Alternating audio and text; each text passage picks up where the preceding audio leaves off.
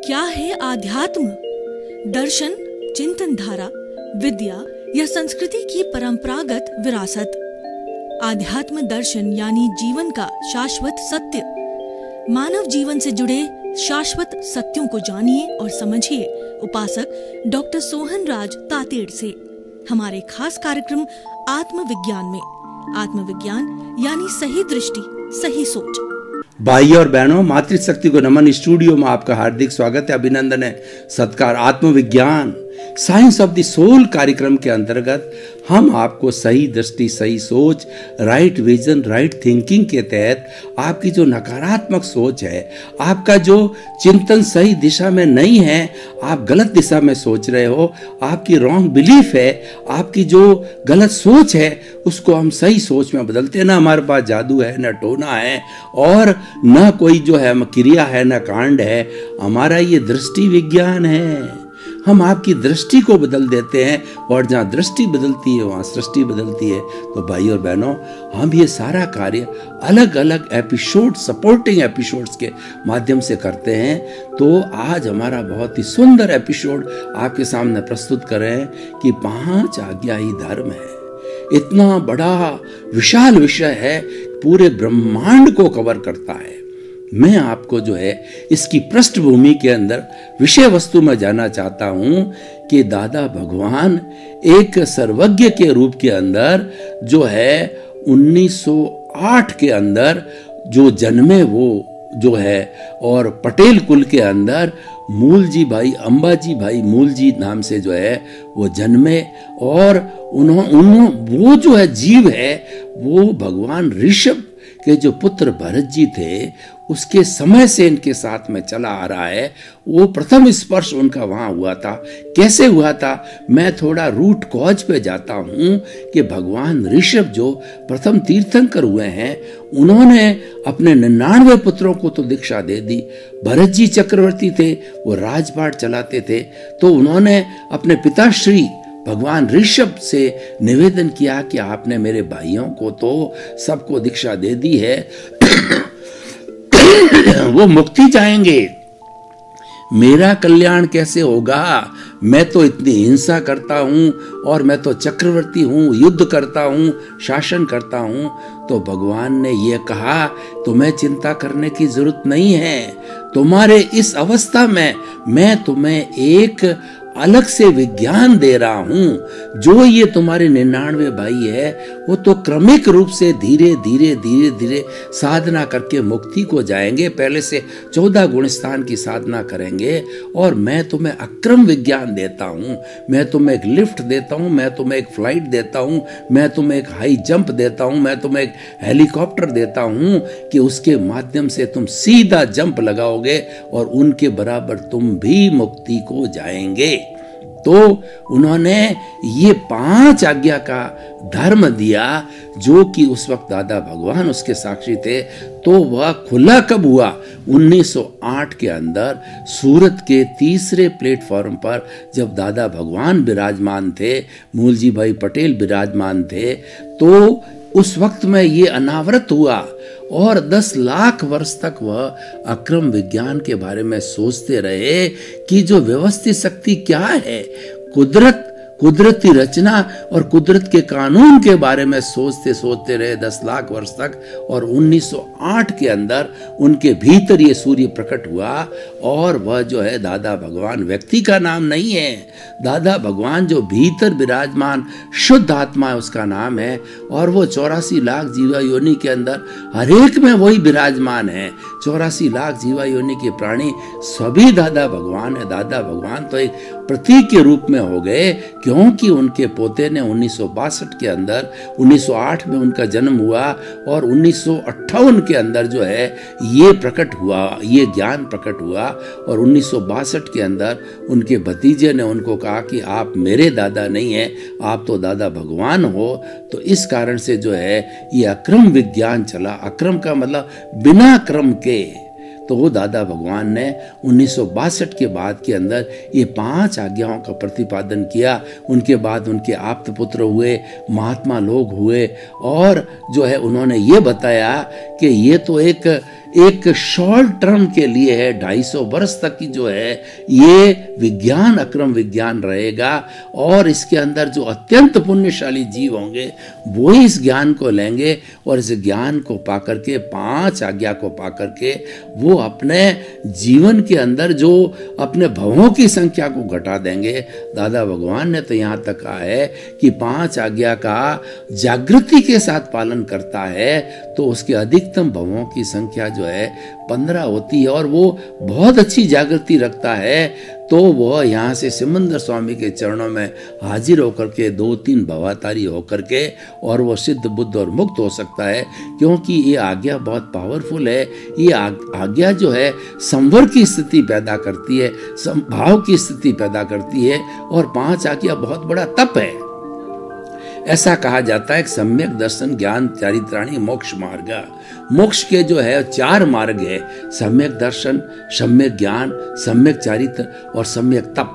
सम्यक दर्शन का मतलब है हमारी सोच सही होनी चाहिए, हमारी दिशा सही होनी चाहिए। हम आत्मविज्ञान कार्यक्रम के अंतर्गत आपको सम्यक दर्शन देते हैं, और सम्यक ज्ञान का अर्थ यह है कि जो आपने दृष्टि प्राप्त की, जो दृष्टि विज्ञान प्राप्त किया है, वो उस दर्शन को जो है आप और खुला कीजिए, उसके बारे के अंदर आप और जानकारी कीजिए, वो सम्यक ज्ञान है। और सम्यक चारित्र का अर्थ है कि वो जीवन के अंदर ढालो। जीवन में ढालने के लिए 5 आज्ञा जो मैं आपको बता रहा हूं, और उसके बाद में सम्यक चारित्र के बाद सम्यक तप है कि जब आप वो 5 आज्ञा का पालन करोगे तो वो संवर की स्थिति है। संवर एक तप है, और उस तप से क्या होता है, उसकी निष्पत्ति है, वो निर्जरा है। उसकी निर्जरा का अर्थ हो गया आपका कारण शरीर, कॉजल बॉडी, लिंग शरीर धीरे धीरे वो न्यून होता जाएगा, और न्यून होकर के और वह जो है आपको सिद्ध बुद्ध और मुक्ति की ओर ले जाएगा।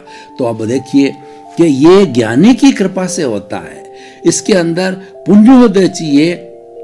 ज्ञान कब प्राप्त होता है कि एक तो अत्यंत पुण्यशाली जीव होना चाहिए, उसको प्राप्त होता है। दूसरा है ये ज्ञानी की कृपा से होता है। ये कृपा का मार्ग है, अक्रम विज्ञान कृपा का मार्ग है, जिसका पुरुषार्थ है और जिसका कहना चाहिए कि जिसका भाग्योदय है उसको मिल जाता है, और लिमिटेड लोगों को मिलता है। तो उसके अंदर 5 आज्ञा का जो प्रतिपादन किया गया, पहले मैं उन 5 आज्ञा के बारे में बताऊंगा, और 5 आज्ञा ही मोक्ष है।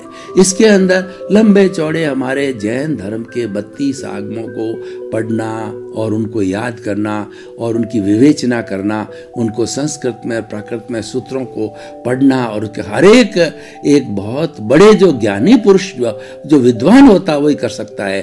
तो सामान्य व्यक्ति कैसे मुक्ति में जाए, उसके लिए दादा भगवान जो है वो बहुत बड़े दयालु हुए हैं। उन्होंने कहा कि ये सामान्य से सामान्य व्यक्ति भी इसको समझ करके और इसमें जागृति रखे। वो जब ज्ञान देते हैं तो ज्ञान में क्या करते हैं, उनकी कृपा से जो हमारा ये जो कषाय है, क्रोध, मान, माया, लोभ रूपी जो जहर है, उस जहर की थैली को वो चिकित्सक के रूप में शल्य चिकित्सा करके वो फेंक देते हैं, और यही उनकी कृपा का फल होता है। जब वो जहर निकल जाता है तो हमारे नए कर्मों का बंधन करने वाला घटक चला जाता है। लेकिन जन्म जन्मांतर के अंदर हमने बहुत से कर्म किए हैं, हमारा बहुत बड़ा कॉजल बॉडी है, तो वह भी जो है अपना प्रभाव दिखाता है, तो उसके अंदर भी चार्ज हो जाता है और फिर डिस्चार्ज चलता रहता है। लेकिन बहुत बड़ा चार्ज जो था उसका कारण चला गया, तो ऐसा हम नहीं कहते हैं कि संपूर्ण राग देश समाप्त हो गया, वो नहीं होता है, क्योंकि वो पूर्व जन्म का वो जमा हुआ है, वो भी अपना प्रभाव दिखाता है। तो वो भी जो है वो चार्जिंग, लेकिन वो चार्जिंग बहुत बड़ा जन्म जन्मांतर का चार्जिंग नहीं है, कुछ ही भवों का चार्जिंग होता है। तो फिर क्या है, जन्म जो हमारा बर्फ की शिला की तरह जो है जमे हुए कर्म हैं, वो धीरे धीरे जो है वो हम डिस्चार्ज होते जाएंगे। हम 5 आज्ञा में रहेंगे तो 5 आज्ञा के अंदर हमको जो है दादा भगवान ने जो है वो पूर्ण रूप से प्रतीति करा देते हैं ज्ञान दे करके। और अब ज्ञान उनके स्थान पर कनु दादाजी प्रत्यक्ष जो प्रकट पुरुष है वो देते हैं। तो उनके जो है कृपा से क्या होता है कि जो हमारा ये 5 आज्ञा का पालन है, 5 आज्ञा के पालन से जो है हमारा डिस्चार्ज ऑटोमेटिक चलता रहता है।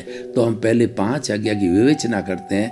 पहली आज्ञा है कि रिलेटिव, यानी कि जो है वो view point, relative view point से जो 84 लाख जीवा योनि का हर एक प्राणी नामधारी देहधारी पैकिंग रूप में है, तो हमें ये चिंतन करना चाहिए, कोई भी लिविंग बीइंग, कोई भी जीवित प्राणी हमारे सामने आवे तो हमें चिंतन करना चाहिए कि रिलेटिव रूप से ये नामधारी देहधारी पैकिंग रूप में है, क्योंकि उनका शरीर सामने दिखाई दे रहा है।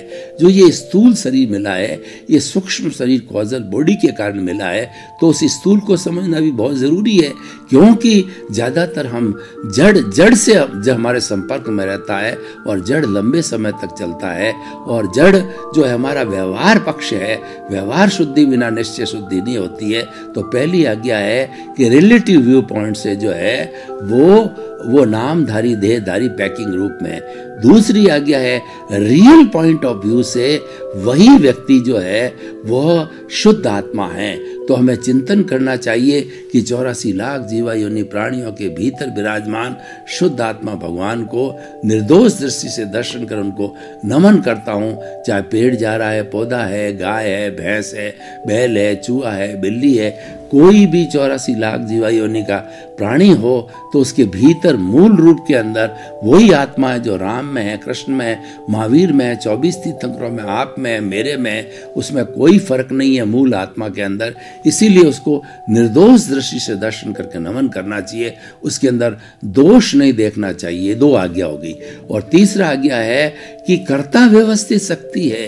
देखिए, जिसके लिए दादा भगवान ने 10 लाख साल तक अध्ययन किया और हमारे को जो है वो कृपा से जो है वह सीधा का सीधा पका पकाया मिल गया कि ये जो सारी कुदरत है वही करता है। कुदरत, कुदरत की रचना और कुदरत का कानून, उसके अंतर्गत जो है हम सब आते हैं।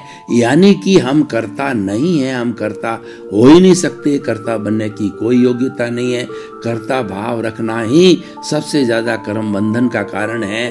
और वही जो अभी हमने बात की थी कि वो जो है कर्म बंधन का कारण राग द्वेष है, उसको दादा ने जो है उस जहर की थैली को फेंक दिया, यानी हमें अकर्ता बना दिया।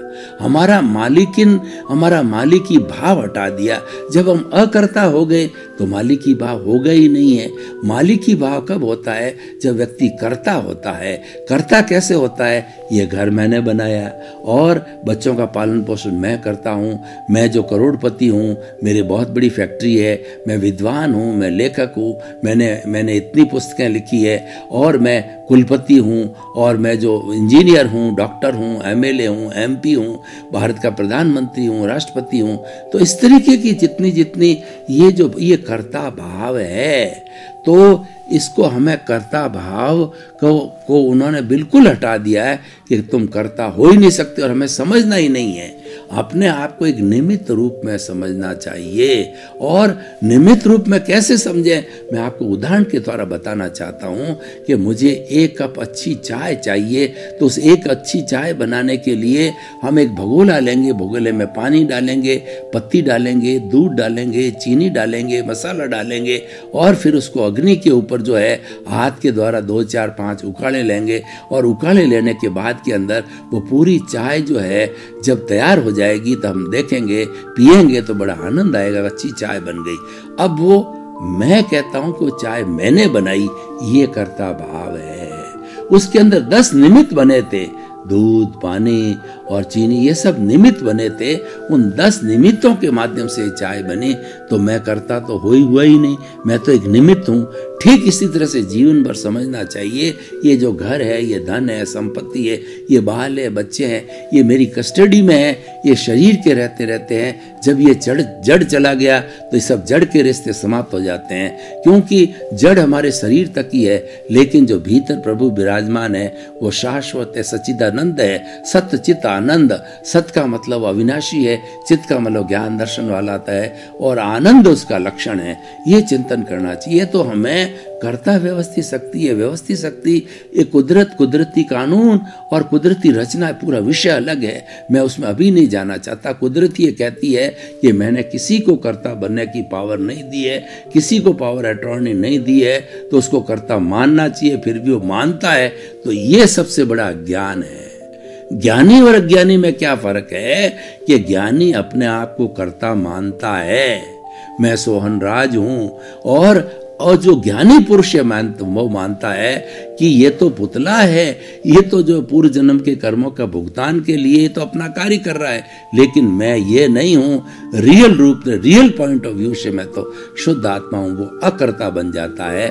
तो इस तरीके से ये तीसरा जो नियम हो गया कि हमें तीसरी आज्ञा कि हमें अकर्ता रूप में अमालिकी भाव से रहना चाहिए। चौथा है वो हमारी साधना से जुड़ा हुआ है, ये सम्यक चारित्र से जुड़ा हुआ है। हम अगर बात करें तो रियल रिलेटिव की जो बात करें वो तो सम्यक दर्शन है, और हम जो है अकर्ता भाव की बात करें तो ये सम्यक ज्ञान है। और तीसरा जो है सम्यक चारित्र की बात करें तो वो हमारा फाइलों का संभावपूर्ण निपटारा करना, यानी फाइलों का निपटारा कैसा, हमारा उदय भाव चलता है। हम जो पीछे जन्म के अंदर जो कॉजेज डाल करके आए हैं, जो हमारा जो भाव कर्म है वो इस जन्म के अंदर उदय कर्म के रूप के अंदर आता है, और वही फिल्म चलती रहती है, मन वचन काया की बैटरियां खुलती रहती है, और हम जीवन भर जो है उदय और प्रारब्ध के तहत जो है उसको भुगतते रहते हैं। मैं आपको एक उदाहरण देना चाहता हूं भाई और बहनों, कि पूर्व जन्म के अंदर जो जिसने कॉजेज डाले थे वो मोहन राज था, और वो कॉजेज जो भाव कर्म बन करके और कर्म बीज बन के कर्म फल के रूप में आया, वो भुगतने वाला सोहन राज है। और अब सोहन राज जैसे जैसे भाव कर्म कर रहा है, कॉजेज डाल रहा है, अच्छे है बुरे, उसके अनुरूप भुगतने वाला जब आयुष्य संपन्न हो जाएगा तो भुगतने वाला जो है अगले जन्म के अंदर वो रीबर्थ के अंदर जो वो यशवंत राज भुगतेगा। यानी करने वाला कोई, भुगतने वाला कोई, लेकिन तीनों स्थिति के अंदर आत्मा वही है। उसकी हाजिरी से मोहनराज ने कर्मों का बंधन किया, उसकी हाजिरी से सोहनराज कर्मों का बंधन कर रहा है, और जो चार्ज किया था वो डिस्चार्ज भी चल रहा है। और उसके बाद के अंदर वो तीसरा जो यशवंत राज है वो इसी सेम आत्मा की हाजिरी के अंदर उसका डिस्चार्ज चलता रहेगा और फिर चार्ज करता रहेगा।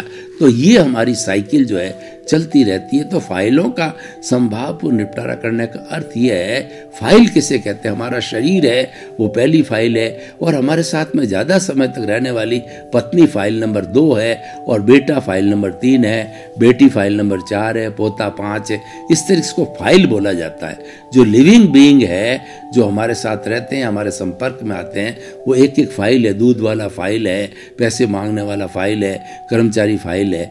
तो ये क्या होता है कि ये हमने जो जो कॉजेज पूर्व जन्म में डाले हैं उन सब का भुगतान करने के लिए वही फाइलें वापस निमित्त बन करके आती है। तो उसका दोष ही नहीं है, उसको तो मैंने बुलाया, क्यों पूर्व जन्म में मैं करके आया हूं, आज मैं भूल गया।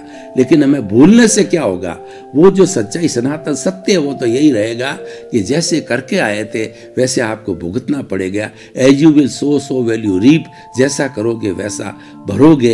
तो भूलने से कुछ नहीं होता, वो निमित्त बन करके, और हमारी जो कुदरत है वो कुदरत का काम है संजोग जुटाना, तो कुदरत ने उसको निमित्त के रूप में हमारे सामने हाजिर कर दिया, और वो जैसा जैसा हमने व्यवहार उसके साथ किया था वही व्यवहार हमारे साथ रिपीट में था। लेकिन इस समय के अंदर हमें संभाव करना चाहिए, हमें 5 सूत्रों को याद रखना चाहिए व्यवहार जगत के। जो ये होना चाहिए कि जगत निर्दोष सब मेरा दोष, पहला सूत्र है। उसका कोई दोष नहीं बेचारे का, मैंने उसके साथ व्यवहार किया था, वो तो निर्दोष है, उसको निर्दोष दृष्टि से देखो, वो मेरा भला कर रहा है, वो मेरा हितैषी है, वो जो मुझे मुक्ति में लेने जल जाने वाला है, मेरा अकाउंट क्लियर कर रहा है। दूसरा है कि टकराव टालिए। टकराव का अर्थ होता है कि आपस में तू मैं से लड़ाई होते हैं, झगड़े होते हैं, घर में होते हैं, परिवार में होते हैं, समाज में होते हैं। तो जहाँ टकराव की स्थिति, आप मौन रहो, स्थान छोड़ दो, कोई प्रतिक्रिया नहीं करो, तो टकराव टल जाएगा। तीसरा जो व्यवहार जगत का सूत्र है, एडजस्ट एवरीवेयर। हमारे जीवन में क्या होता है, सर्दी आती है, गर्मी आती है, जगह थोड़ी मिलती है, खाने को कम मिलता है, कोई अच्छा मिलता है, कोई ज़्यादा, मतलब जैसी भी स्थिति के अंदर हमको कोई भी चीज़ मिले तो उसके अंदर एडजस्ट एवरीवेयर।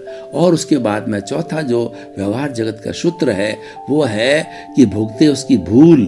आज जो कुछ भी मेरे साथ में घटित हो रहा है, किसी किसी भी तरह की छोटी बड़ी कोई भी जो है इवेंट मेरे साथ घटित हो रही है, उसके लिए सामने वाला जो मुझे दुख दे रहा है उसका कोई दोष नहीं है, क्योंकि वो तो निर्दोष है। उसको निर्दोष दृष्टि से देखो, ये भूल मेरी की हुई है, इसीलिए मैं ही भुगत रहा हूँ। 100% भूल मेरी है, मैं भुगत रहा हूँ। वो तो निमित्त है बेचारा, उसको व्यवस्थित शक्ति ने, उसको कुदरत ने भेजा है और कुदरती रचना और कुदरत के कानून के तहत भेजा है, तो वह तो निर्दोष है।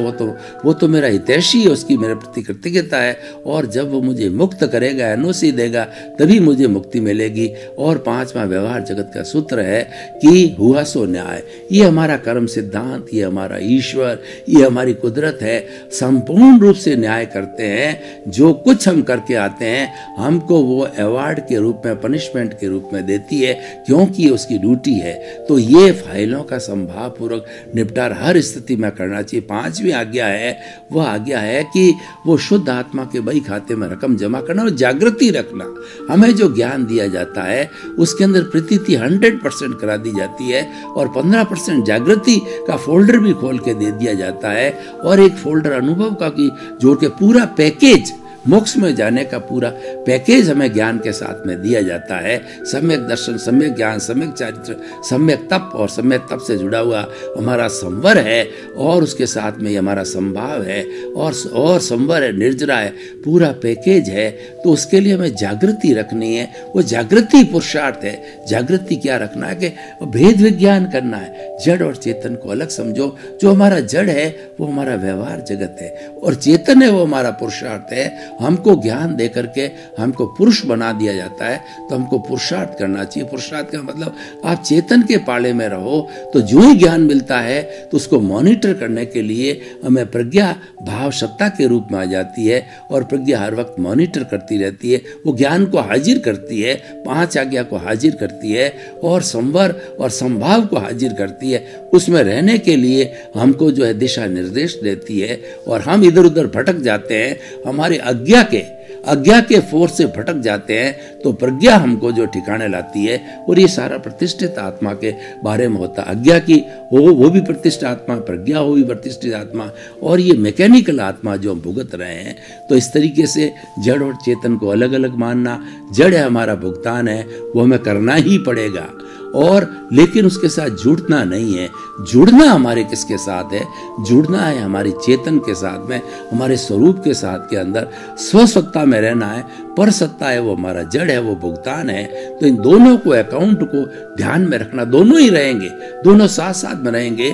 ये जो सोहन राज रूपी पुतला है, ये जो है वो भी इसी शरीर में रहता है और शुद्ध आत्मा भगवान जो कि हमारा पुरुषार्थ है, हमारा स्वरूप है, वो भी इस आत्मा में रहता है। दोनों एक जगह रहते हैं। दोनों को पड़ोसी मानो, दोनों साथ ही रहेंगे। आप कितना ही करोगे तो दोनों अलग नहीं हो सकते और दोनों का लक्षण अलग अलग है। और एक पुरुषार्थ हो गया और एक हमारा परिणाम हो गया, तो परिणाम भी आएगा तो आप भुगतते और उसके साथ जुड़ाव नहीं करना है। तो इस तरीके से ये जागृति जब बढ़ती जाएगी, स्वरूप की जागृति, तो बढ़ते बढ़ते हमारे साथ के अंदर तीसरा फोल्डर जो हमें दिया था ज्ञान के समय अनुभव का, वो अनुभव बढ़ता जाएगा। जो जागृति बढ़ेगी, जो अनुभव बढ़ेगा, जो स्वभाव में रहने की जागृति बढ़ेगी, त्यों त्यों अनुभव बढ़ेगा। और अनुभव बढ़ते बढ़ते कुछ ही भोगों के अंदर हमें केवल दर्शन की प्राप्ति हो जाएगी। उसके बाद हमारा पुरुषार्थ करने की कोई आवश्यकता नहीं है और उसके बाद के अंदर केवल ज्ञान प्राप्त होकर के हम सिद्ध बुद्ध और मुक्त हो सकते हैं। तो भाई और बहनों, इस एपिसोड को जो है आज हम ऑडियंस के सामने जो है ओपन करते हैं, ओपन टू द सेशन करते हैं, तो ये बहुत बड़ा हमें एक कंसेप्ट मिलता है कि 5 आज्ञाई धर्म है, 5 आज्ञाई मोक्ष है, 5 आज्ञाई राम है, 5 आज्ञाई कृष्ण है, 5 आज्ञाई महावीर है और मुक्ति में ले जाने वाली 5 आज्ञा है। इसीलिए 5 आज्ञा को मोक्ष कहा है। इतना सुंदर, इतना सरल और इतना सटीक, इतना लॉजिकल चीज हमको जो है मिलती है। भाई और बहनों, आपका बहुत बहुत धन्यवाद। आप हमारा आत्मविज्ञान कार्यक्रम बराबर देख रहे हो और हमको फीडबैक भी मिल रहा है। आत्मविज्ञान कार्यक्रम जो है वो आत्मा की पुष्टि करता है, आत्मा का ज्ञान देता है, मुक्ति का ज्ञान देता है, आपके जीवन को अच्छा बनाता है, ऐसे टिप्स देता है, ऐसे सूत्र देता है जिसको आप धारण कर लो तो पूरा जीवन, यह जीवन आनंदमय मिलेगा और आने वाला जीवन भी आनंदमय और मुक्ति का जीवन होगा। सर्वे भवन्तु सुखिनः, सर्वे भवन्तु निरामया। आत्मविज्ञान में आत्मविज्ञान यानी सही दृष्टि, सही सोच।